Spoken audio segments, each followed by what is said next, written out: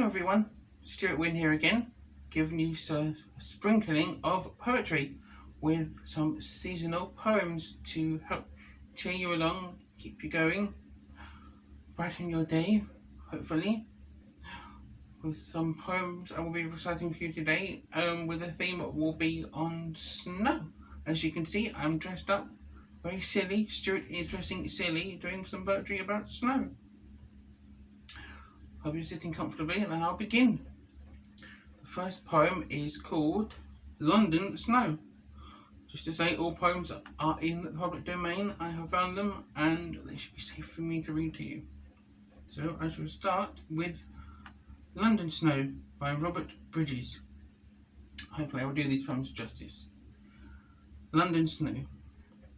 When men were all asleep, the snow came flying, in large white flakes falling on the city brown, stealthily and perpetually setting and loosely lying, hushing the latest traffic of the drowsy town, deadening, muffling, stifling its murmurs, failing, lazily and incessantly floating down and down, silently sifting and veiling road, roof and railing, hiding difference, making unevenness even, into angles and crevices, softly drifting and sailing. All night it fell, and when 4 inches 7, it lay in the depth of its uncompacted lightness. The clouds blew off from a high and frosty heaven. All woke earlier from the unaccustomed brightness of the winter dawning, the strange, unheavenly glare. The eye marvelled at the dazzling whiteness. The ear hearkened to the stillness of the solemn air. No sound of wheel rumbling, nor of foot falling, and the busy morning cries came thin and spare. Men boys I heard as they went to school calling. They gathered up the crystal manna to freeze, their tongues with tasting, their hands with snowballing, or rioted in a drift, plunged up to their knees, or peering up from under the white must wonder. Oh, look at the trees, they cried, oh, look at the trees. With lesson load a few carts creak and blunder, following along the white deserted way. A country company long dispersed asunder, when now already the sun, in pale display, standing by Paul's high dome, spread forth below his sparkling beams, and awoke the stir of the day. And now doors open, and warriors wade through the snow, and trains of sombre men, past tell of number, tread along brown paths as toward their toll they go. But even for them, awhile no cares encumber, their minds diverted, the daily world is unspoken, the daily thoughts of labour and sorrow slumber, at the sight of the beauty that greets them for the charm they have broken. I quite like that. I hope I've read it quite well. I hope I've read it well for you. It's very nice. Snow's always beautiful when it's falling, but it's the aftermath of the sludge and the ice which isn't always so pleasant. Will we get snow this Christmas? So wait and see. I've read another poem for you, and this one is Winter Walk, and this poem is by John Clare. The holly bush, a sober lump of green, shines through the leafless shrubs all brown and grey, and smiles at winter, be it e'er so keen, with all the leafy luxury of May. And oh, it is delicious when the day in winter's loaded garment keenly blows, and turns her back on sudden falling snows, to go where gravel pathways creep between arches of evergreen that scarce let through a single feather of the driving storm.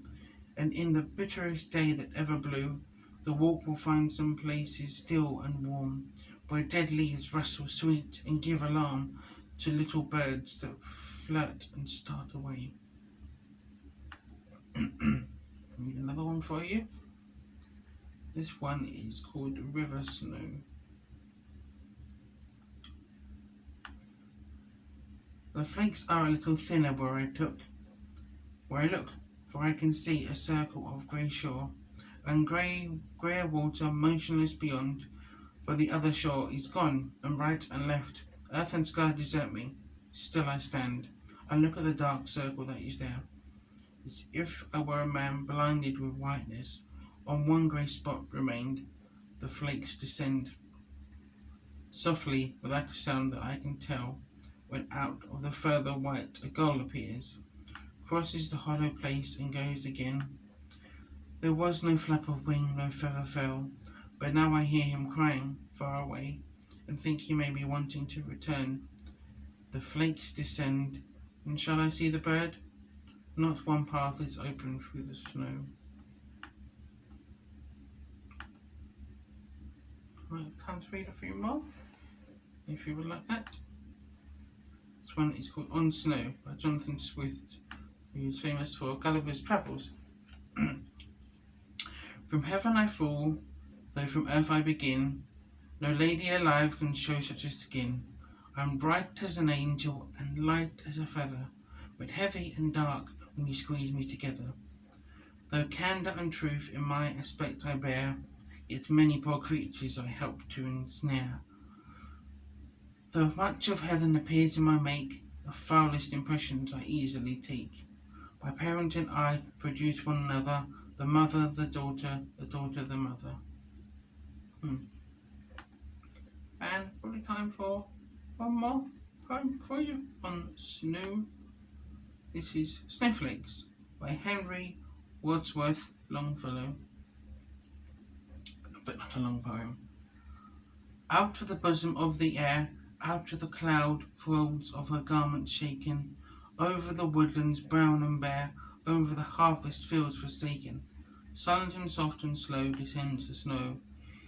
Even as our cloudy fancies take suddenly shape in some divine expression, even as the troubled heart doth make in the white countenance confession, the troubled sky reveals the grief it feels. This is the poem of the air, slowly in silent syllables recorded. This is the secret of despair, long in its cloudy bosom hoarded, now whispered and revealed to wood and field. I hope you have liked my selection of poems. I hope you have minded my silly. Guess that we can't really hear them jingle, but they do jingle. Thank you for listening. Take care. I shall say Merry Christmas. Hope to see you again soon. Take care. Bye bye.